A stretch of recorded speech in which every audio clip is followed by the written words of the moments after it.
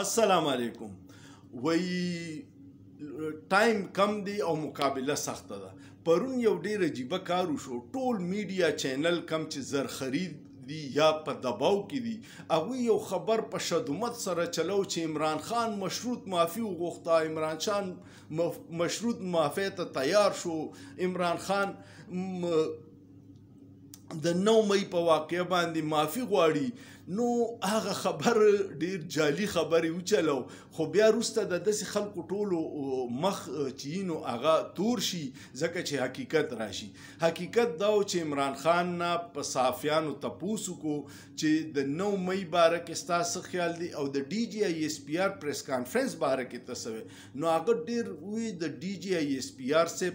پریس کانفرنس باندې اډر سخت رد عمل ورکو. هغه وی چې عزت صرف ستاسو نه دلته د وزیر اعظم هم عزت دي. او دویمه دا وی چې د 9 مئی واقعیات کم فوټیج د جی ایچ کیو مخې ته د جینا هاوس مخې ته هغه فوټیج چې چا پټ کړي هغه خلک د 9 مئی ذمہ دار دي او هغه فوټیج هغه ریکارډینګ د سی سی ټي وي کیمرو راوړې کو پاغي کې د تحریک انصاف سو کارکون ملوثو زبه پخپل د پارټینو باسم زبو له سزا ورکم او بیا به د معافي غواړم. حکومت نه یو ملوث، نو تاسو به معافي غواړئ ځکه چې تاسو د یو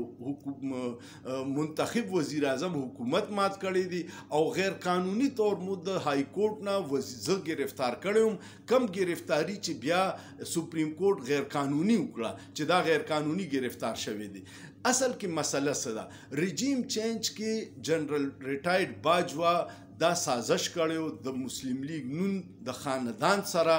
او د دې اعتراف اوس د مسلم لیگ نون چې مشر چې د میاں نواز شریف صاحب د هغه زوم کیپټن صف درکو چې فوج لاړو او د نواز شریف پوله لاس وړو چې راشه عمران خان ملک تباه کوي او د پاکستان بچ کا. نو د کیپټن صف در خلاف وی اف آی آر نه دی کړی، دا خبر کو بل چا کړی و، نو اوس په پته نشتی چې سپیو. ټوله مسله څه ده؟ مسله دا ده چې جنرال باجوا سازش کړی د رژیم چینج هغه نیچرل عدم اعتماد نو، هغه ارګنایز کړی چا جنرال باجوا او د هغه مرګرو او د هغې نتیجه ده چې پاکستان نن په تباهۍ باندې ولاړ دی، زیله نه راځي. او درېمه یو خبره پکې ډېر اهم ده چې د شریف خاندان کلم اقتدار کی نو د دوی د جرنیلانو سره جګړې وشي او هره پیره دوی جرنیلان فارغ کړي دي. نو د هغې وجې نه د دوی کوشش دی، هوښیاران وایي چې د دوی دا کوشش دی چې د فوج نه چې زمونږ یو ډېر عظیمه اداره ده او د دفاع دپاره ډېر ضروري ده مضبوط فوج، دوی دا کوشش دی چې د فوج نه د پنجاب پولیس جوړ کړي. نو تاسو ته پته ده چې نن سبا د پنجاب پولیس څه عزت دی او د عوام او د فوج په منځ کې دا څومره دراړ چې راغلی، دا دوری چې راغلی، دا یو بل نه لرې شوي دي. نو د دې مین وجه دغه د لندن سازش دی چې په کم کې شریف خاندان شاملو او جنرال باجوا ریټایرډ د هغې سهولتکارو. اوس چې کم دی حالات داسې طرف ته روان دي چې بنګلادیش کې خلک راچوت شو او شیخ حسینه واجد وتښتېده. بیا دا چلو شو چې د عوامي لیگ وزیران خلکو په کورونو کې بند کړي. سټوډنټانو اعلان کړي چې د عوامي لیگ کم رهنما چا په خپل کور کې پناه ورکړه د هغه کور به رانو غورځو به. درېمه دا ده چې پولیس کم غیر قانوني احکامات کړي، په خلکو تشدد کړي، ګولۍ چلولې وې، 300 کسان یې مړه کړي.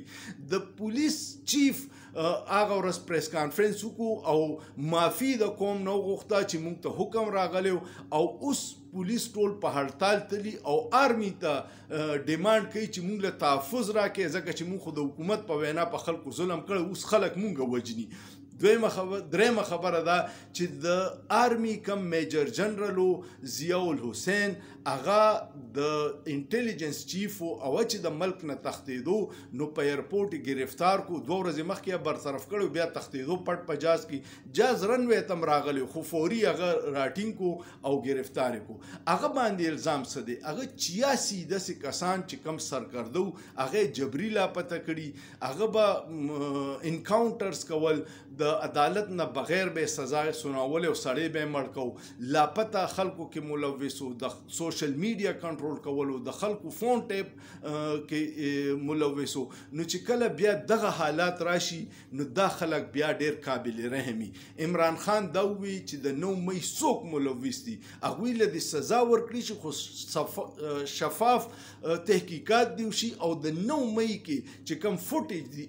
عدالت کې پیش شي چې څوک پکې نو پته ولګي اوس په 9 مئی الزام په عمران خان دی نو ورته وایي چې چا په مونږ الزام لګولي ادي نه جج شي او نه دی دغه کې ادي یو عدالت کې دا ثبوتونه پیش کی خو کو ثبوتونو کې حقیقت وي نو اوس پورې یو نیم کالو شو پیش کړي به وي خو ثبوتونه داسې کیدی شي چې نه چې هغوی نشي پیش کولی بیا پکې مسله څه ده بیا مسله دا چې عمران خان پرون دا اعلان وکړو چې د نواز شریف د زرداری د محسن نقوی او زمانوم دی په ECL کې واچي چې څوک د ملک نه اونه تختی تاسو به ګورئ چې کله حالات بدلیږي دا ډیر خلک به اوس نه فیملیز شفت کوي بهر ته او دوی به بیا تختی شاهین صاحبای یو امریکا کې ډیر مشهور صحافي دی هغه یو خبر پرون ورکړی چې 12 چارټر وړي تیارې په ایرپورټ مختلف ولاړ دي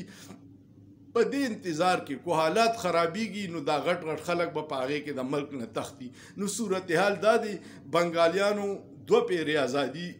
واغسته 13 پیره چې مغوی ازادي اغسته او ډیر محب وطن مسلم لیگ نون په بنگال کې جوړه شوې ده او AK فضل حق چې په 1940 کې قرارداد پاکستان پیش کړو ام بنگالیو او هغوی د دې اشرافیانه د ملټري او د بیوروکراسي کم د اسټابلیشمنت چې دی د دې نه هغوی ازادي اخیستې وه خو ډېر محب وطن نن کوم تاسو کتلي چې کله هغه د شیخ مجیب په مجسمه ودرېده او خلک په پارلیمنټ تلل نو یو جنډه پکې پاکستان هم وه خو خلک تنګ شو نو هغوی ازادي په دویم ځل واخیسته او هغه ټول کرپټ خلک چې چا په عوامو ظلمونه کړي هغه اوس د تېښتې لار نه میلاویږي او هغه خلک چې کم په جیلونو کې هغه په یو ایگزیکټیو آرډر ټول د جیل نه راووتل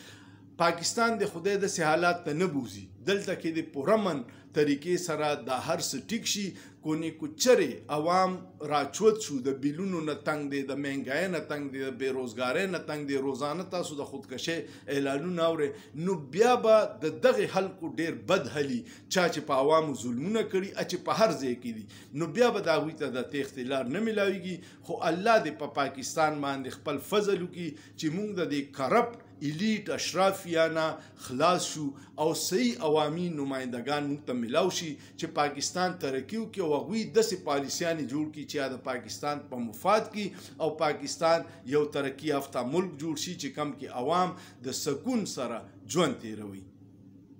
کمنټ په لازمونو کې او کو ویډیو مو خوښه شوه نو شیر یې ضرور کې او سوچ پیو کې په سوچ کې څه ګناه نشته